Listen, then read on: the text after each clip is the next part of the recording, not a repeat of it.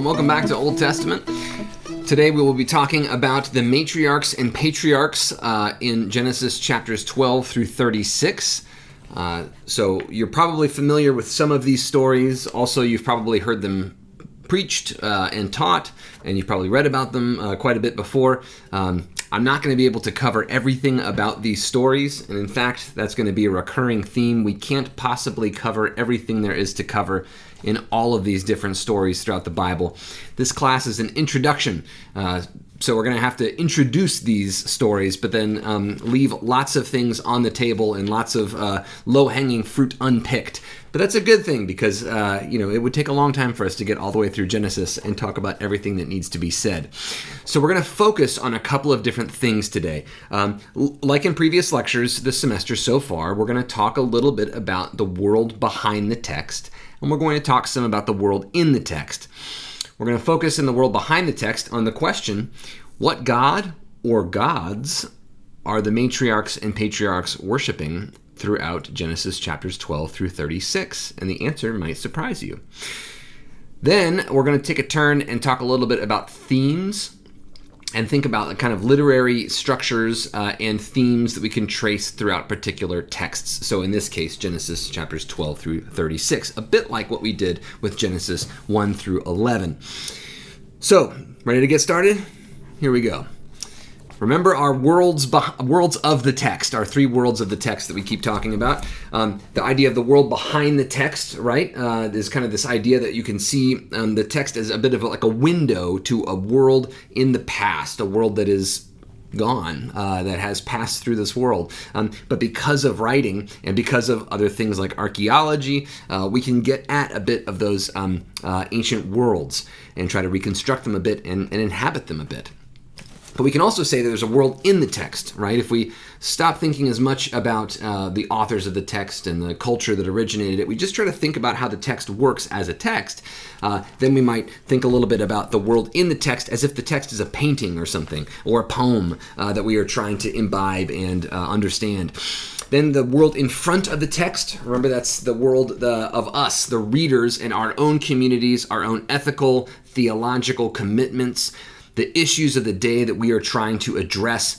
And of course, it's our belief that all three of these worlds not only exist, but are all three important, and they are all interlinked. If we ask questions about the world behind the text, that might open up dimensions of the text for us that impinge on our world in front of the text. That is, we might have different things to say about our own world if we pay close attention to either the text itself or the world behind the text, and vice versa. The world in front of the text, our own culture, experience, and so on, sometimes opens up different questions or lines of approach or avenues into the text itself, or even into the ancient world. So all these things are interlinked, but we'll take them apart a little bit today to try to get us some critical leverage on them. So for our focus on the world behind the text, as I said, what religion or religions do we see at work in Genesis 12 through 36? Then we'll shift to the world in the text, and we'll talk about the theme of promise. We'll talk about some other themes too, some themes that we see like deception, and themes like threat, and things like this. So we'll play with that idea theme a little bit. And then lastly, we'll talk a little bit about the world in front of the text. Who is God in light of Genesis 12 through 36? What does this text have to tell us, or these texts have to tell us about who God is and how God works in the world? All right, ready to dive in? We're going to start at the world behind the text. But before we even get to the world behind the text, let me just introduce the idea that there are some structuring elements in the text that might help us to divide it up into pieces that we might want to treat separately, even if we're thinking about the history of the text. So Genesis 12 through 50 has a repeated structuring motif. These are the descendants of, or these are the generations of. And if you remember, this goes all the way back to Genesis 1. There's this theme of kind of genealogies that works its way all throughout the book of Genesis. These are the descendants of. And that occurs 3 times in Genesis 12 through 50, that phrase. It occurs once at chapter 11, verse 27, once at chapter 25, 19, and once at chapter 37, 2. That then divides up Genesis 12 through 50 into 3 pieces for us. The Abram and Sarah, Hagar, and Keturah cycles. Sometimes people call this the Abraham cycle or the Abram cycle, but the problem is, of course, that leaves out some of the main characters. Abram doesn't work alone. his wife Sarah, his other wife Hagar, and his other wife Keturah are all major players in the plot and major characters. So it's good for us to talk about those together. So that's why I'll say the matriarchs and the patriarchs. Also, you may be thinking, wait, what happened to Isaac and Rebekah? Because the next one, chapter 25, verse 19, introduces Jacob and Leah and Rachel and Zilpah and Bilhah, Jacob's 4 wives, who are the mothers of the tribes of Israel. So you may be thinking, what happened to Isaac? I thought it was the God of Abraham and Isaac and Jacob. But the text itself divides up into 3 groups, and that's Abram, Sarah, Hagar, and Keturah, Jacob, Leah, Rachel, Bilhah, Zilpah, and the Joseph story. So what do we do with that, right? What happened to Isaac and Rebekah? Well, they actually are minor players, really, in the Abraham story, and then in the Jacob and Leah, Rachel, Zilpah, and Bilhah story. So that is to say, they kind of fit.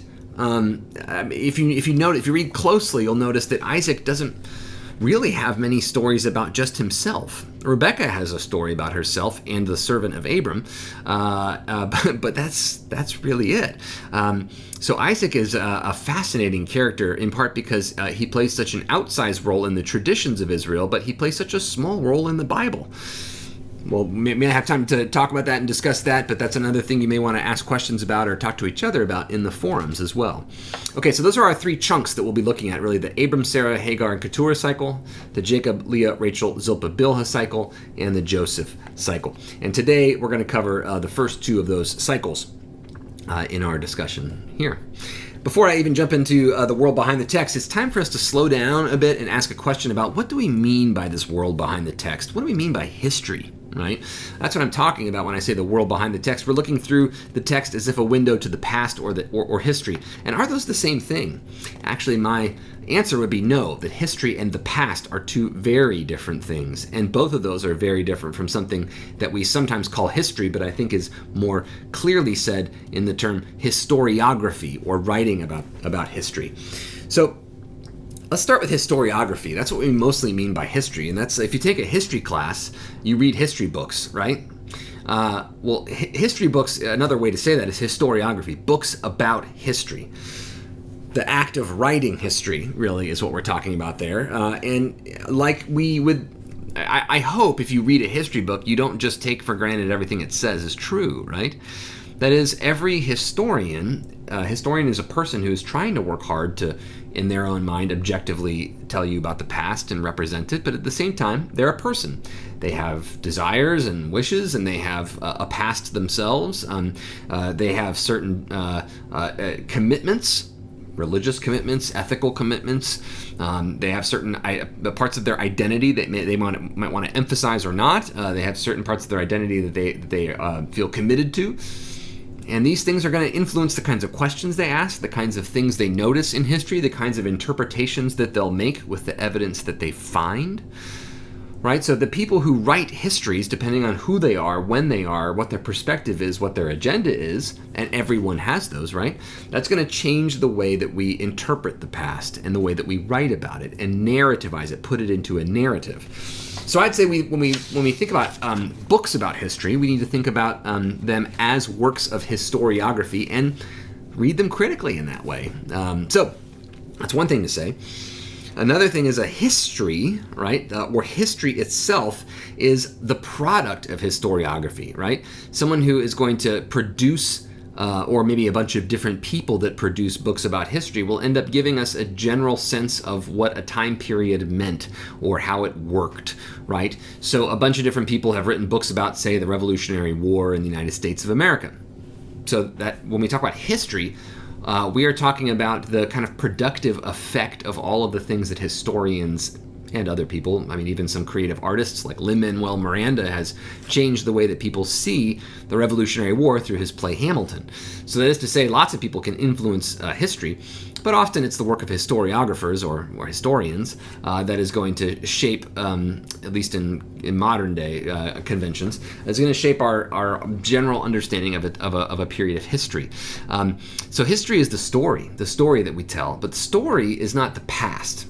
So if I tell you a story about my life, I am putting it into a narrative form. That means I'm leaving some things out. It also means I'm interpreting some things about my life that I may not have thought at the time, right? I'm turning my life into a plot. And my life's not done yet, so maybe it'll be in 10 years from now, I'll narrativize or put into a narrative my own life very differently than I would now. I would tell my story about the past differently. Now, we might be tempted to think that the past is the real thing. That's what's important, or it's got all the meaning back there. But in fact, the past has no meaning. Meaning comes from interpretation, which comes from turning things into a narrative. The bare bones facts of what happened in the past itself don't have a meaning prediscovered for us to find. Instead, it's up to us to make sense of what happened in the past. So, like I said, discovering the remains of a building or something through archaeology doesn't tell us what that building meant. It doesn't tell us who felt something back then, or what that meant to other people, or what it meant to the people who inhabited it, and so on. It doesn't tell us what it should mean to us. So we are always actively trying to interpret the past, even the past of our own lives or the past from thousands of years ago.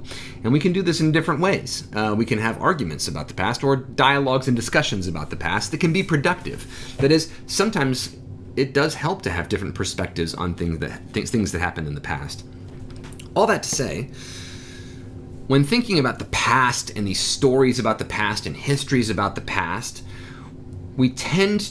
Christians tend to read the stories in Genesis, if they don't think about it very much before they read them, as something like history. But it's important to say that academic history as a discipline started in the modern period. Ancient people didn't write histories in the sense that we write them. They never thought there was ancient Israel, they didn't think there was like a dispassionate way to tell your story. It was your story. It mattered how you told it. And also, you weren't just trying to tell the bare bones facts as clearly as you could without any feeling. It was your story. So you were telling it in a way that meant something. In the same way that when you tell a story of your family, of your grandmother or something, for example, my dog, my beloved dog. I loved my dog Winnie. I actually showed her off in a video at the very beginning of the semester. She died recently. And when I tell stories about Winnie, I don't try to tell a dispassionate, bare bones version of like what happened to her, because that would make me sound like a robot, and because that's not what she meant to me. And when I tell stories about my dog, Winnie, I often embellish them a bit. Right? Because they're funnier that way. They stick in my head that way. That's how I see them and feel them. It helps me to express how my dog actually made me feel, to actually tell the story in maybe a little bit more exaggerated way. When people tell the story of the time that you freaked out your grandma and she threw the Thanksgiving casserole in the air, and you tell that story every year at Thanksgiving. Maybe it didn't happen exactly like that, but the point is that what you're trying to get across is who your grandmother was and what Thanksgiving means to you and the feeling that you all have in that experience. So when you tell family stories, they're different from objective academic histories, or at least the attempt to do that. And what this one biblical scholar, Hermann Gunkel, pictured here, a German guy from late 1800s, early 1900s, he had a brilliant idea, which was that when he is the first person to really say, hey, we should try to think about genre or types of literature to help us interpret biblical texts. So he said, is Genesis 1 a history or a science? Actually, Genesis 1 looks a little bit more like a poem or a liturgy. It looks a little bit more like a theological statement than it does a scientific textbook, right? Which really helped people to try to understand ancient literature. And he also tried to compare things. He tried to say, hey, what other stories from around this time period sound like this? So he was the one who said, hey, we should probably think about that Memphite history, right? Their Memphite theology, the basically creation story of ancient Egypt. And we should think about the Enuma Elish and compare these things and see how in general people in that world understood creation, so that we can understand the particularities of each story even more carefully. So that's called form criticism. So criticism is not bad. It's not a bad thing or a mean thing, like source criticism, right? It's not. We're not taking apart the text angrily, like saying it's wrong or fake or something. Instead, what we're saying when we say criticism, if I criticize someone, that means I'm yelling at them, telling them that they're bad or something like that. Instead, think of criticism being just very clear thought. You're trying to think as clearly as possible about something, and you're going to use tools of thought.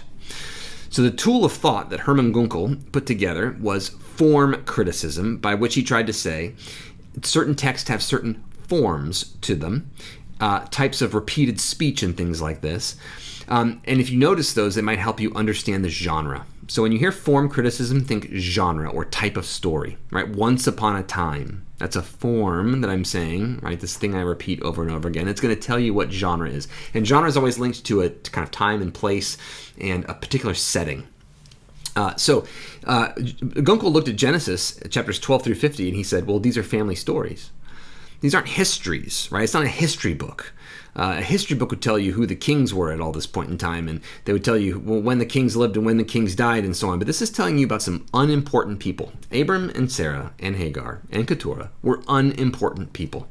They were random people who didn't belong in Canaan, wandering around there. The fact that we have stories about them are because people passed them down orally for centuries, just like you passed down stories of your grandmother and grandfather and ancestors and so on, right? So when Gunkel was talking about these stories, he called them sagas, not sage or saga. Saga, which is a German word, and I'm sorry people use this continually, but they use it because there's not a good word in English for this, but it means family story. So you can use family story to talk about these texts. You don't have to use the German word. It's okay. But when you see that word in like a commentary or a biblical studies book, you'll know what it means. But it means a family story. So he says, how do people tell family stories and what do they mean? Right? They tend to be episodic, little bits of a family story here and there, right? And then you tie them together at a later date to make someone's life make sense. And that seems to be how these stories work. So all that together, if we think about that, these are short family stories, like you tell at a Thanksgiving dinner about what happened that one time with, Aunt Lily or something. And then years later, you try to put them together and make kind of a story of Aunt Lily's life by stitching these little stories together. That's kind of what we have in Genesis, especially chapters 12 through 36. Those first two main cycles in the family stories in Genesis. So, again, we don't expect to find historical evidence for Abraham and Sarah and Hagar and Keturah. They were unimportant people wandering around a place that wasn't theirs. People didn't have calling cards in the ancient world. They didn't leave them there. We're not going to dig it up. So we aren't going to find historical evidence about Abram and Sarah and Hagar and Keturah. We wouldn't expect to find historical evidence of random people from the ancient world. What instead we have are these stories that have been passed down and cared for over the centuries. And as a result, we have stories that have been passed down over the centuries. And they get changed a little bit here and there, right? And that's okay. It's not a problem that these aren't histories, because God didn't tell us that these things are academic 20th century, 21st century objective histories. Right? It doesn't say that anywhere. These are clearly family stories because they tell stories about a family. But they seem to bear the marks of people passing something down traditionally through a long period of time. So we're going to get the flavor of this family more than we're going to get the kind of precise historical details of them. Okay, so if we're going to try to place these families historically in the world behind the text somewhere, we're going to say we don't know. We don't know the date that these things happened. You can try to calculate it from the Bible, but there's actually different numbers in there.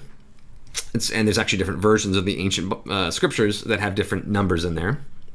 The Greek version, the Septuagint, which is based on a different bunch of Hebrew manuscripts, actually has completely different dates for the ancestors. So all to say, we don't know exactly when these things happened. We're not going to find information about them exactly. But they're round about the Middle Bronze Age. If you remember, I talked about the ages of humanity, right? The Bronze Age. So sometime around 1800 BCE, this kind of makes sense. So they didn't have calling cards in the ancient world. They also didn't have cameras. They didn't have recording devices. They have a very different idea in the ancient world about what history is and how it works.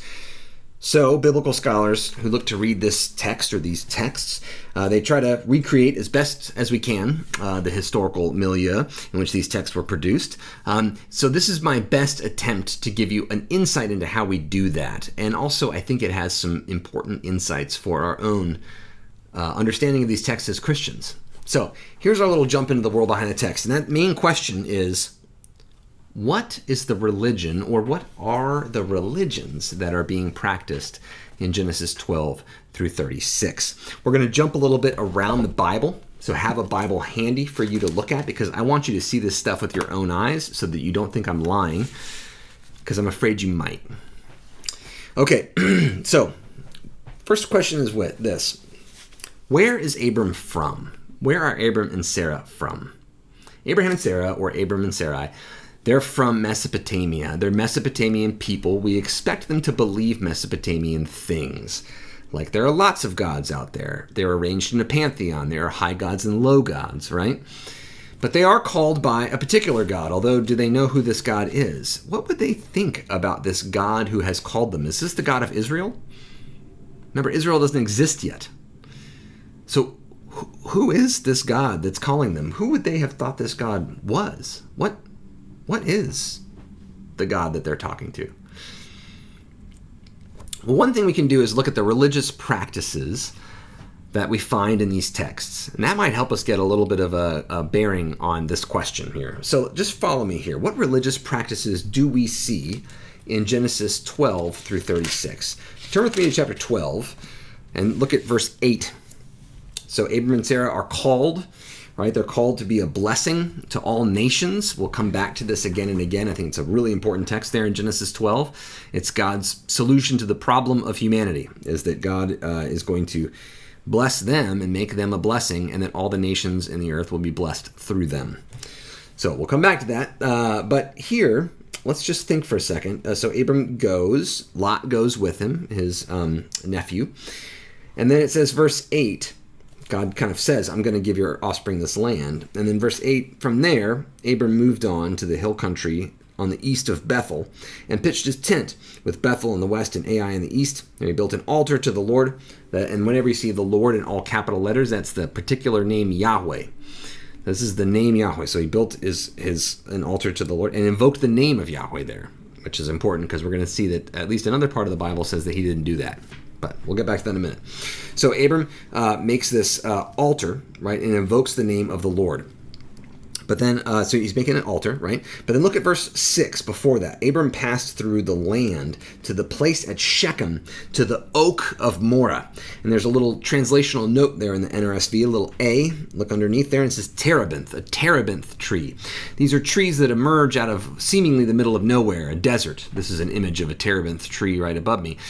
These appear in the middle of the desert and are kind of miraculous, right? They're understood to be sacred, or at least at that time in that place, they were understood to be sacred places, sacred groves, because they seem to be life in the middle of death, right? A place of the gods, or of the gods' benevolence. So Abram has an interest in sacred trees. If you look at chapter 13, verse 18, so Abram moved his tent and came and settled by the oaks of Mamre, or the terebinths, which are at Hebron, and there he built an altar to Yahweh. Okay, so we got another instance of sacred trees, these places that are understood to be kind of the presence of God in a way. So in both of these stories, you've also seen the presence of stone altars, right? Altars that are built that in some way have to do with the presence of God, right? So the stone is built, these stone altars are built next to these sacred groves of trees. These are probably four-horned altars, which are found prevalently throughout Canaan. Also found other places in the ancient Near East. These are altars where you'd sacrifice an animal and then cook it. It's like a little barbecue grill. Along with barbecue grill, you find animal sacrifice in the ancient world. In chapter 15, verse 17, the sun had gone down, it was dark, a smoking fire pot and flaming torch passed between these pieces. These pieces of what? Pieces of animals that he cut into two. Chapter 15, verse 10, Abram brought these and cut them in two, laying each half over against the other, but he did not cut the birds in two. And Abram's driving away the carcasses of birds from the carcasses, these kind of carrion birds, right? Animal sacrifice is an important part of the religion of these folk. So Abram is interested in sacred trees, in stone altars, and in animal sacrifice. Another really important and interesting part of this family's life or life cycle or rituals that have to do with their life cycle is their interest in death. Their interest in burial rituals. So in chapter 23, someone dies, and that someone is Sarah. And Abram has to bury her somewhere. He buys a cave in Machpelah, and ends up burying her there. By the way, they're promised all these things throughout all of the stories, right? They're promised land and descendants and so on. When Abram and Sarah both die, they have one piece of land. That's a tiny little cave. That's it. That's all they got that they are buried in. I think this is an important lesson for us, by the way. We may be promised things that we don't see, but that we are nevertheless working towards. This is, if the current circumstances are any guide, we may be in for some rough years ahead. Just because it seems like God isn't there doesn't mean God's not there. And just because it seems like things have been reduced to almost insignificant size. When Jesus was crucified, he was left with no one. It seemed like a total failure, right? And this family promised everything, and when they're dead, they have just this tiny little cave for their bodies. God is pretty good at working with very little. So, in any event, this burial practices, though, are really important for this family. There's another thing I could say, too, that has to kind of do with with animal sacrifice as well, by the way, and that's Genesis 17. That's the cutting. Circumcision seems hugely important for these folk, and the letting of ritual blood, which kind of has to do with burial practices as well. It's like a symbolic death, in a way, a cutting of one's own skin or one's child's skin. The circumcision, the cutting of the tip of skin from an infant's penis. This is a kind of ritual mark, as it were. Okay, so we have these different kind of pieces of our religious tradition and that we're trying to reconstruct for these ancient Israelites. And there's one more really big piece here, and that is in chapter 28 of Genesis. Jacob falls asleep, right? He's running away, like he does several times. He falls asleep and he uses a stone for a pillow, and he rises up early in the morning, right? And he, after having this dream, right, about like angels kind of ascending and descending upon the place where he was. And so chapter 28, verse 18, Jacob rose early in the morning, took the stone that he had put under his head, and he set it up for a pillar and poured oil on top of it. The pouring of oil is a way to sanctify something or to set it apart as holy for God's special use, or a God's special use. So then he called that place Bethel and so on. And then he also says that he's going to give stuff to God, by the way. So here's a little bit of the beginning of kind of a religious offering that has to do with these sacred stones. So vertical stones are important elsewhere in Genesis. Here we see sacred stones from around this time period, the Bronze Age, that are from the land of Canaan that have been rebuilt here after an archaeological dig. Sacred stones, somehow symbolizing the presence of God. We can also see the presence of sacred figurines throughout these stories. So in Genesis chapter 31, verse 19, we can see Rachel has these gods, these household gods. Laban had gone to shear his sheep, and Rachel stole her father's household gods. And Jacob deceived Laban the Aramean, in that he did not tell him that he intended to flee, and so on. And then there's this kind of joke, in a way. Rachel's trying to hide the fact that she stole the gods, et cetera, et cetera. But what's important here for our purposes is the fact that sacred figurines seem to be this important part of this family's story. And in fact, sacred figurines show up again and again throughout the biblical text. People had them. Maybe prophets didn't like them having them, but they had them. We also find them wherever people dig up things from ancient Israel. Ancient Israelites had sacred figurines all over the place. So, oh, by the way, this is a reconstruction of an ancient Israelite four-room house, and this is in the Harvard Semitic Museum today. But you can see on the upper floor where the family lived. There's a little shrine, and there's some household gods there. They didn't put that there to be sacrilegious. They put that there because wherever we dig up ancient Israelite homes, you find these things. That is, these things were very prevalent throughout ancient Israelite society. So, and they were little statues that were understood to be little figurines where gods could show up. So these sacred figurines were an important part of ancient Israelite society. Here, by the way, is ancient Shechem, which was a Bronze Age Canaanite city that was then rebuilt as an Israelite city later. But here's from the Bronze Age level, and they found this standing stone. In the Bible, these are called matzebot. They eventually get banned in biblical religion, but we know that Israelites had these things because they talk about them a lot. You know Ebenezer, a stone of memory. Eben means stone. Ezer means memory. It's a standing stone just like this. So, all to say, these standing stones that were understood to be some kind of representative, perhaps, of the god or gods that one was worshiping were an important part of these folks' lives. So what's going on here? How do we characterize the religious practices that we see present in Genesis chapters 12 through 36? Well, I'd say I'd note a couple more things right here. The first is that with the exception of Genesis 14, and it's a foreign person, Melchizedek, there's no mention of priests. If something has to be sacrificed, who does it? It's Abram. I don't know about you, but I missed his ordination. He doesn't seem to have ever been ordained. He's not a priest. There's no order of Abrahamic priests, but he's doing the sacrificing, and Jacob sometimes sacrifices as well. How are they doing that, right, without the power of ordination? It seems that there's no distinct priestly group for these folks. And if there's some religious ritual that needs to be done, like a sacrifice, then an elder in the family does it. And perhaps they even contract with outside priests if they absolutely need a priest. So Melchizedek is a Canaanite priest. He's the priest of Salem, which ends up being Jerusalem, but it's not Jerusalem yet, right? It's not an Israelite city yet. It's a city of Canaanite people. And he talks about El Elyon.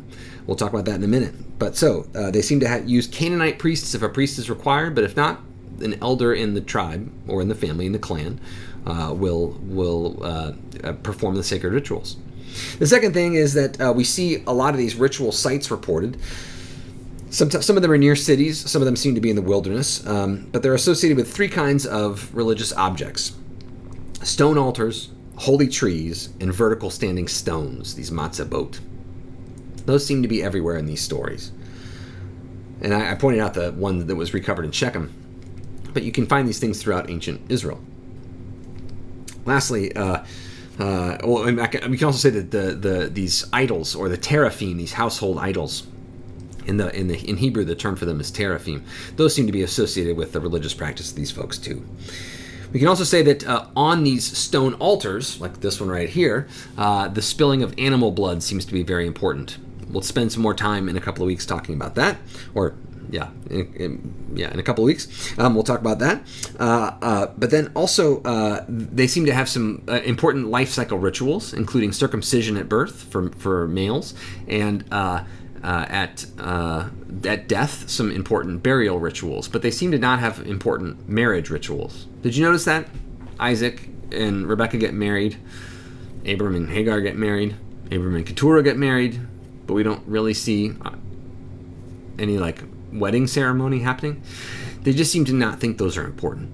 So they're missing some ceremonies that you and I might consider important, and they might have some ceremonies that we don't consider important as well.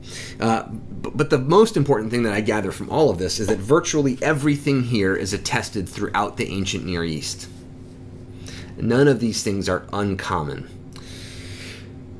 All of their religious neighbors, the Canaanites, later the Moabites and the Edomites and the Ammonites, the Phoenicians, they are all doing these things. This is very typical of the types of religious activities and beliefs that we would see in this area. So ancient Israel comes out of a religious context in which they are borrowing the practices of their neighbors, because they pretty much are their neighbors, at least now, right? This is also different from later Yahwistic practice. When I say Yahwistic, I mean the God Yahweh, the religion that ends up developing around the very specific God Yahweh. Ends up being what we would call ancient Israelite religion. There are some differences here. There's no temple yet, right? There's no priesthood yet. No, there's no Levitical priesthood. They're not following the precepts that we find in the Torah, right? So there are some very big differences that we see here. There are some biblical theologians will call this the Old Testament of the Old Testament, right? So as bewildering as the Old Testament is to modern Christians and Jews, because Jews don't follow the rules in the Old Testament perfectly either, right? I mean, everything's been adapted for today's context and culture and so on through rabbinic laws and rabbinic interpretation. So nobody's following the laws of the Old Testament carefully, right, or the Hebrew Bible carefully. But even for ancient Israelites, this stuff would have been very old and different, right? So this is why some people call this the Old Testament of the Old Testament, right? One of the most troubling features, though, about all of this is that these folks do not seem monotheistic yet. They don't seem to believe there's one and only one God. We can see that through the way that they act and how they speak. When they talk about the God of so-and-so, they believe that other gods exist and they talk about it like that. The question isn't, is there only one God in Genesis chapters 12 through 36? The question is, which God do you serve? That seems to be the kind of motivating question in all this. Which God do you follow? Which God do you trust in? Etc.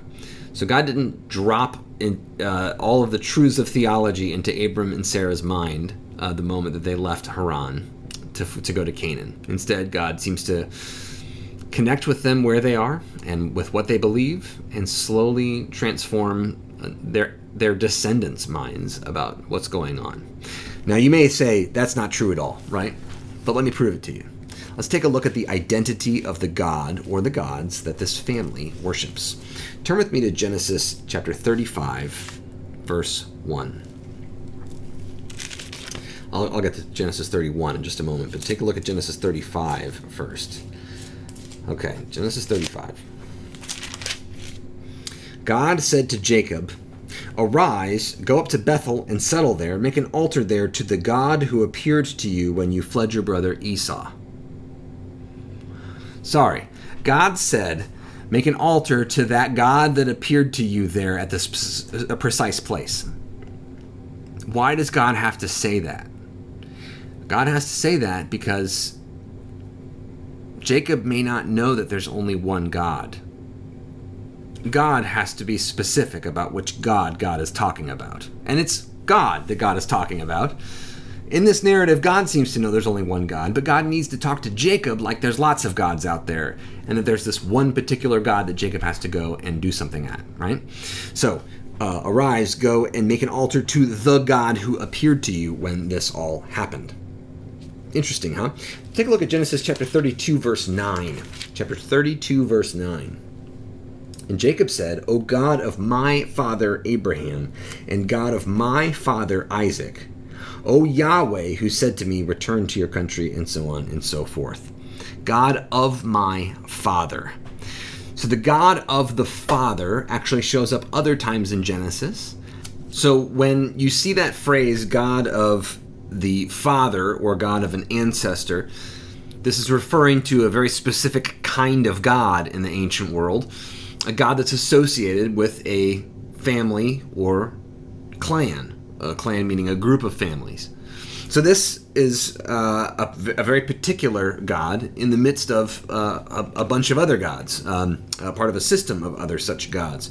And in fact, there's a story that shows this very clearly, and that's Genesis 31, which I've mentioned here, the title there above, Gods at the Boundary. What you see over here to my side is a Kuduru. This is a Mesopotamian boundary stone that was set up during the Kassite period around the year 1300 BCE. And this was, there are images of the gods on top you can see up there. Images of different Mesopotamian gods, and then the text of this, really like an oath that it was sworn, and the idea was that this was a boundary marker.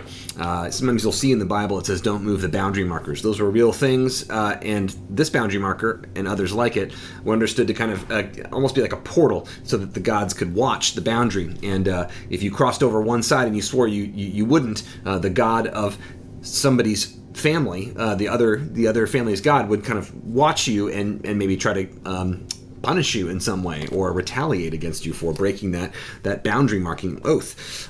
So at Genesis 31, we can see that it starts, if you look actually, this takes place during this kind of parting of the ways between Jacob and Laban. Both of them feel upset by the other. It's a very tense relationship. And Laban proposes to Jacob that they're going to make a covenant in chapter 31, verse 44. But they have to swear by the God. But we're going to get up to that point. We're going to start in the beginning of chapter 31 and look at chapter 31, verse 5. So Jacob sent and called Rachel, and then verse 5, and Leah, and then said to them, "I see that your father does not regard me as favorably as he did before, but the God of my father has been with me." So the God of my father versus apparently the God of these, of their father, right? Which are two different gods. And then chapter 31, verse 13, it says, I am the God of Bethel. This is God speaking to Jacob, saying, I am the God of Bethel. Do you remember before we pointed out that God said to Jacob, hey, remember that God that appeared at Bethel to you? Why don't you go make an altar to that God? Well, here we see that God says, I am the God of Bethel. That I'm that God that you met there. Which presumes that Jacob thinks that there might be other gods. If God has to say, I'm that God, then Jacob maybe believes that there are other gods, whether or not he's right about that. So then in verse 29, take a look over, this is Laban speaking, by the way, in verse 29. It is in my power to do you harm, he says to Jacob. In other words, he's saying to Jacob, why'd you run away? You stole my daughters from me. I mean, this is bad. Why, Verse 29 is in my power to do you harm, but the God of your father spoke to me last night, saying, take heed that you speak to Jacob neither good nor bad.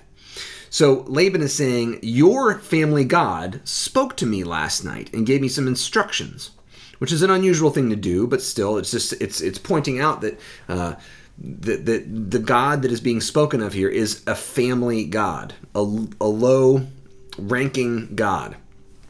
Okay, if we keep moving on, in verse 32, this is Laban speaking again, but anyone with whom you find your gods shall not live. In the presence of our kinsfolk, point out that what I have is yours and take it.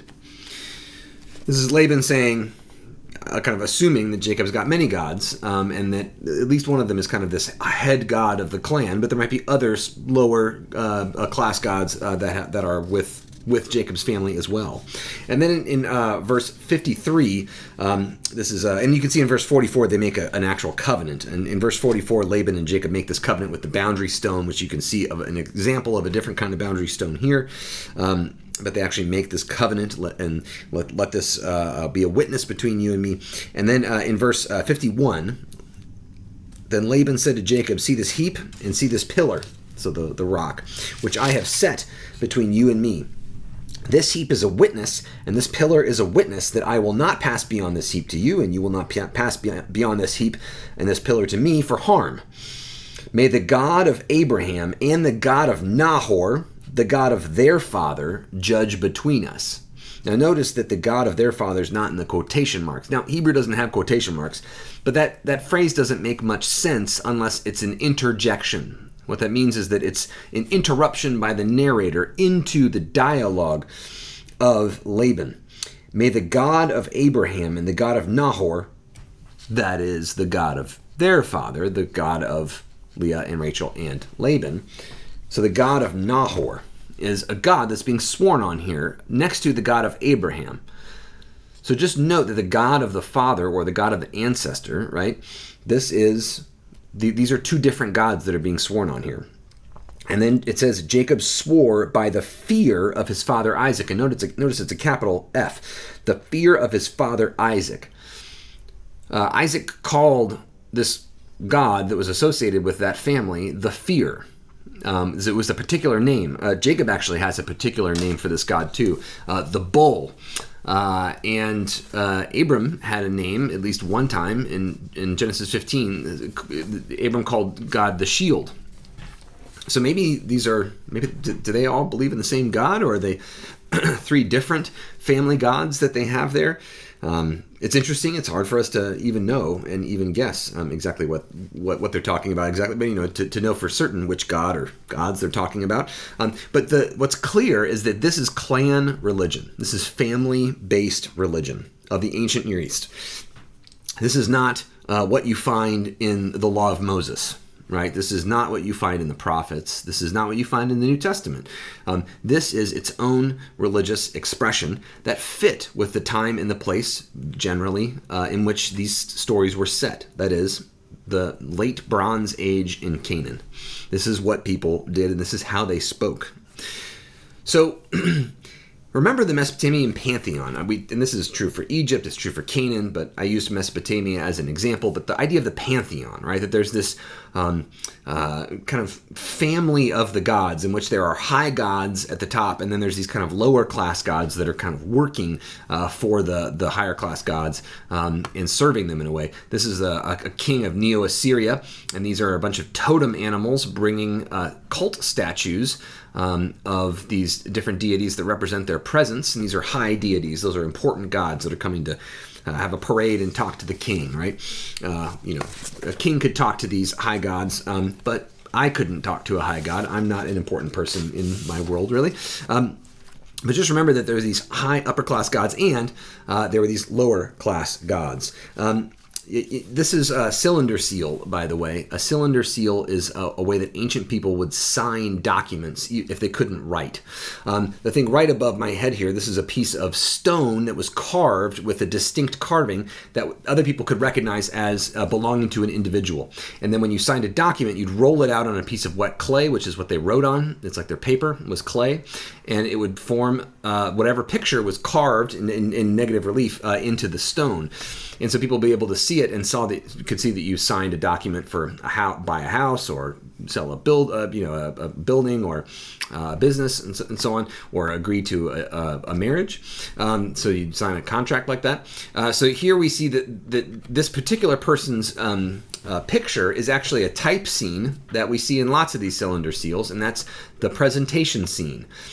Here you see a high god seated on a throne, like a divine throne. Here's the kind of totem symbol for this god, a little scorpion thing. This figure who's seated here has horns on their head. That's how you can tell if someone's a god in the ancient world, if they have horns on their head. By the way, Moses sometimes depicted with horns. We'll talk about that more later, but that word can mean little bolts of light, or it can mean horns that were coming out of Moses' head when he came down from the mountain. Both of those are used to depict divinities in the ancient world. So interesting. But so here is a god that is standing, that has got a horned helmet, and is coming up to introduce someone, holding someone by the hand who doesn't have horns. This is a person, a mortal, who is being brought by this standing god to meet the seated god. What this means is that this is the individual whose cylinder seal this is, and this person's like, here's my clan god, and my clan god's got an in, knows one of the high gods, right? Can help me out.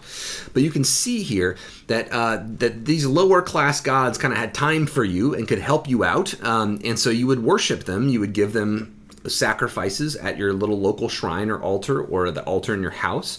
You would give them food, because the idea is that God's got to eat. So you would give these lower class gods praise and food, which they needed, and then they would work for you and bring you to the high god. This is how the kind of clan religion works. So the claim here is that each set of matriarchs and patriarchs are associated with, or at least they understood themselves to be associated with, different gods. As I said, Abram and Sarah are associated with the shield in Genesis 15. Isaac and Rebekah have the fear. Notice that Jacob swears by the fear of his father Isaac. But when Jacob is associated with a god, it's with the mighty bull. This is unfortunately translated often in kind of strange ways as mighty one or something like that. Like in Genesis 49:24. If you switch, turn over quickly to Genesis chapter 49, verse 24. You can see this is the blessings, the final blessings of Jacob's life. Jacob is blessing Joseph, and says in verse 24, yet his bow remained taut and his arms were made agile by the hands of the mighty one of Jacob. This word abir means a big bull, the bull of Jacob. In Psalm 132, Jacob's God is described as the bull of Jacob as well. So bull imagery and Jacob seem to go together. The fear and Isaac go together, and the shield and Abram go together. I mean, maybe those are all the same God, but they're depicted in slightly different ways. And Jacob here in Genesis 31 swears by his father's God, the fear of Isaac, with that proper name. So it's really interesting, isn't it? Like, do they understand these as different gods or not? Well, I mean, we can also talk a little about geography, that each of these families, that is, Abram and Sarah and Hagar and Keturah, and then Isaac and Rachel, and then Jacob and Leah and Rachel and Bilhah and Zilpah, all occupy somewhat different areas. Abram and Isaac and their families often are found wandering around in the area that becomes Judah, the south, places like Beersheba and Hebron. But Jacob and Leah and Rachel and Bilhah and Zilpah are often occupying northern sites. They hang out in Shechem, in Shiloh. They hang out in the Jabbok River, where Sukkot is. These are northern sites that are actually quite distinct from these southern sites that become the tribe of Judah. That is to say, a lot of biblical scholars have suggested that what we're seeing here is a condensation of a much longer trajectory of families that may end up, that may have really come from different original places. You can disagree with this or not accept this for now, that's fine. But just to say that storytellers later in Israel's history, they have in a way told the story so that these groups of people were a bit more unified in time and location than maybe they were originally, and in religion. So the kind of religion, this is the big claim here, the kind of religion that we see attested in the early family stories in Genesis is Canaanite religion. It's very similar to Mesopotamian religion, and it involves local people worshiping clan gods. And there's a second type of religion that we see present in Genesis, and it's kind of the other side of the pantheon, the high gods. The high gods are actually worshipped in Genesis, the high gods of the Canaanite pantheon. Turn with me to Genesis 14. So Genesis 14, we're going to kind of work back through. This is the last time we'll work through. But in Genesis 14, if you look with me, in verse 19, you can see this is the Melchizedek story. So Abram becomes a warrior quite quickly and strangely, right? He's like way too weak to fight against Pharaoh. And then all of a sudden he's a massive warrior. It's interesting. But in any event, Abram the Hebrew, verse 13, he's called Abram the Hebrew, which is interesting. And then in verse 17, he defeats these kings, and then he comes and finds a guy named Melchizedek of Salem. This is understood to be a reference to Jerusalem. And Melchizedek is a king, but also acts as a priest. And he brings out bread and wine. It says he was a priest of God Most High. Now, look at that little translational note there, C, and it says El Elyon.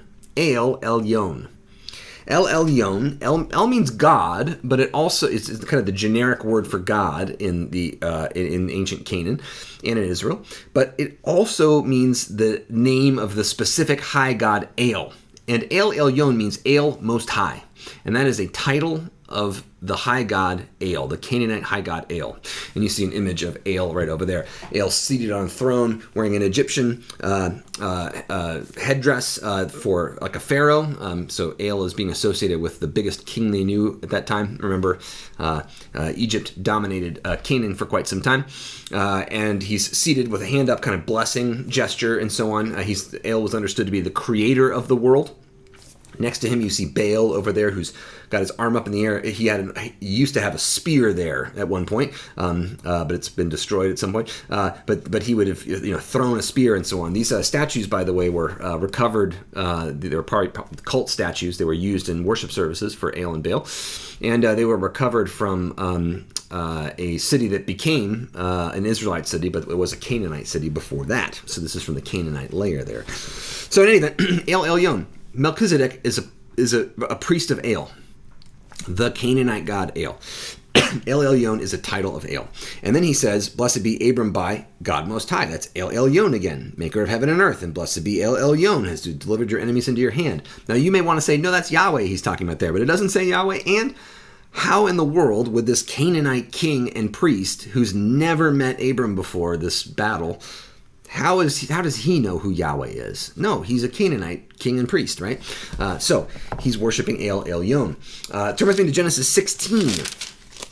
So Genesis 16 is a narrative that is often associated with the birth of Ishmael, but also it is a narrative where Hagar becomes a main character. It's an amazing story that Hagar is kind of singled out as an important character in this text and is kind of perceives God from her perspective and actually names God, right? This is just an amazing text. She says, you are El Roi in verse 13. She's the only person in the Bible to name God. And the name is You are El who sees me. So it is amazing that that God is represented as a God who cares about and sees an enslaved Egyptian woman who has been cast off by her family and is dying in the desert. So an amazing claim there. But nonetheless, for our purposes, if we look at verse 13, so she named Yahweh who spoke to her, "You are El Roi," and she said, "Have I really seen God and remained alive after seeing him?" So this is, again, this kind of El Roi. This is El, the one who sees me. I mean, she imagines that she might be seeing and interacting with El, the high God of the universe. So, if we keep going on, take a look at Genesis chapter 21, verse 33. So 21:33, we're in the Isaac story here, Isaac and Rachel. And verse 33, Abraham planted a tamarisk tree, one of these sacred trees, in Beersheba, and called there on the name of Yahweh, the everlasting God. Now look at the translational note for see, or Yahweh El Olam.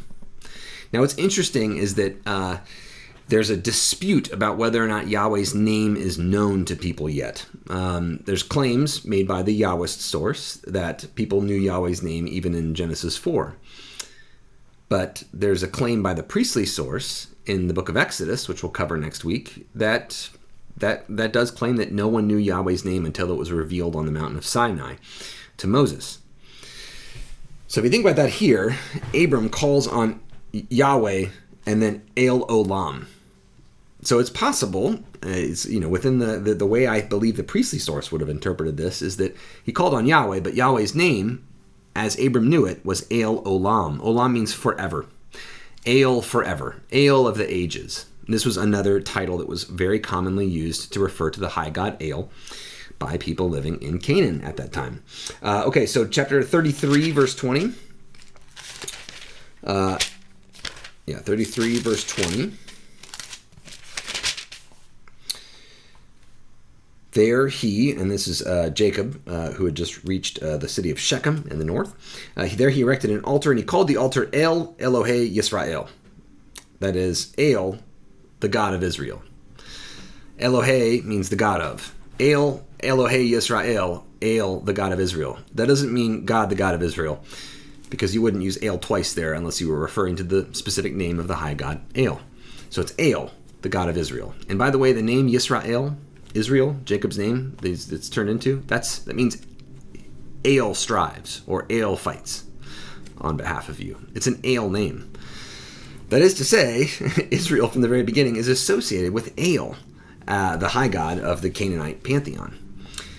And with this clan deity, this lower class deity, right? Okay, so and then look at Genesis 35, verse 7. We're almost done here. Okay, Genesis 35, 7.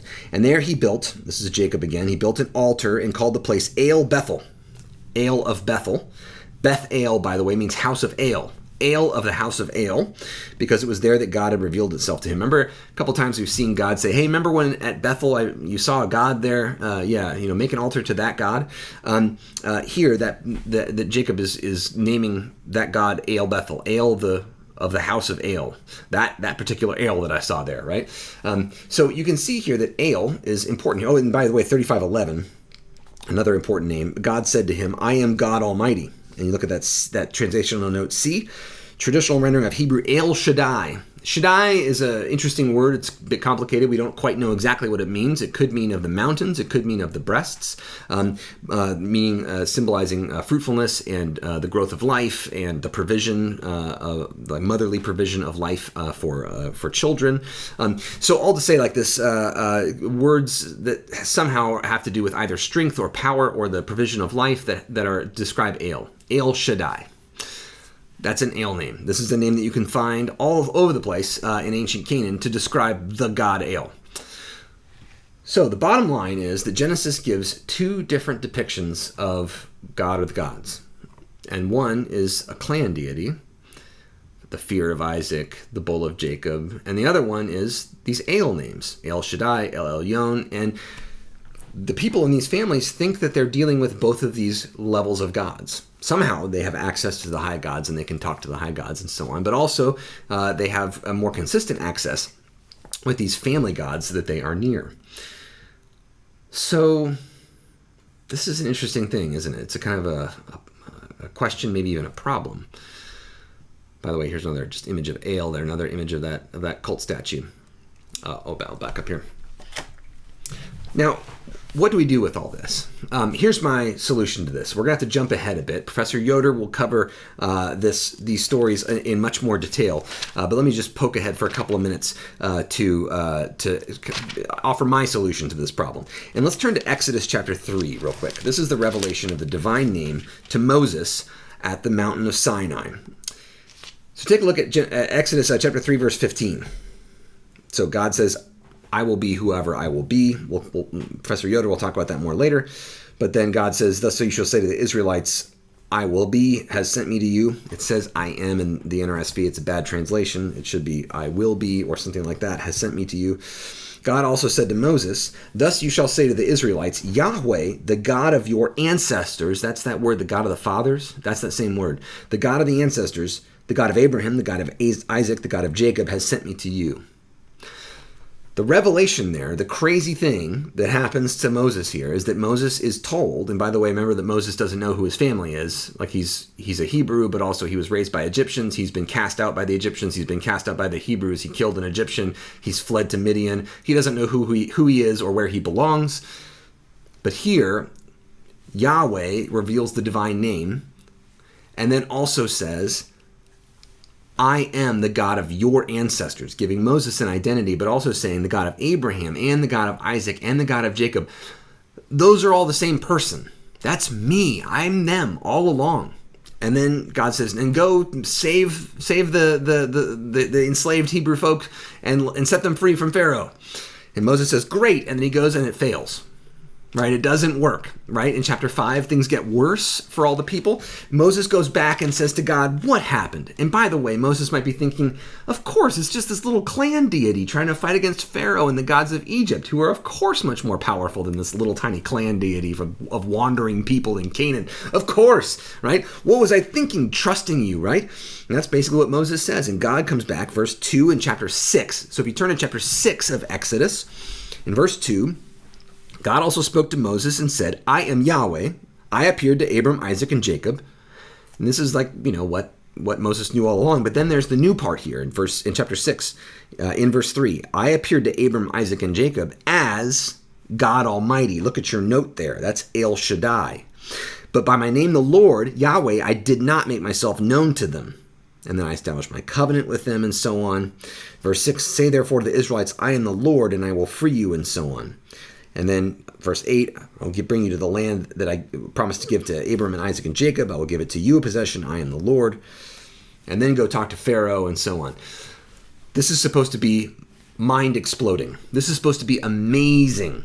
Like, scales are falling off the eyes moment here, because the point is that the God that is speaking to Moses at this point says, I am those clan gods. The gods of those families. I'm all those different clan gods. And when they were praying to Ale, that was me all along. I am the high God, and I am the God of the clans. I'm a family God that's low down, close to the earth, and I work with my hands, and I breathe in, and I'm planting things. I'm doing the low down work, and I am that God that is so far up in the sky that I created the heavens and the earth, and you could not even talk to me if you wanted to, right? I'm both of those things. This is supposed to make Moses flip head over heels, and he does, and he goes back and talks to Pharaoh again, and then he's got the faith to hang out and continue to work wonders in the midst of Pharaoh's resistance all the way to the very end. That is to say, this is what gives Moses the faith to carry on. So this is, if you think about it, what's being depicted here is that God, the God of the universe, was wearing lots of different masks. All the different people in the pantheon are gods, people gods in the pantheon that all these different family members thought that they were dealing with over hundreds of years. It all ends up being the same God. So you can see that this is the way that theologically, this is the way that Israelites are understanding their history. understanding their family stories, right? Understanding their current identity in light of what they know of their past. And I think it's a beautiful way to think about how God works, and it opens up some pretty amazing possibilities, I think, for us and how God is at work today. We're going to have to leave those for a minute. We're going to shift lenses a bit and go to a more literary lens right now. But I'm not going to ask you to deal with this in the forums right now, but just I want to leave you with this question. What are the theological and ethical implications of what I was just talking about here? If you went along with me, you can feel free to disagree. But if this sounds rational to you and logical, and it seems to all work with the text, what do we do with this information? All right. We're going to move away from behind the text, and we're going to move up into the text and talk more about themes and other literary devices in our next video. Peace.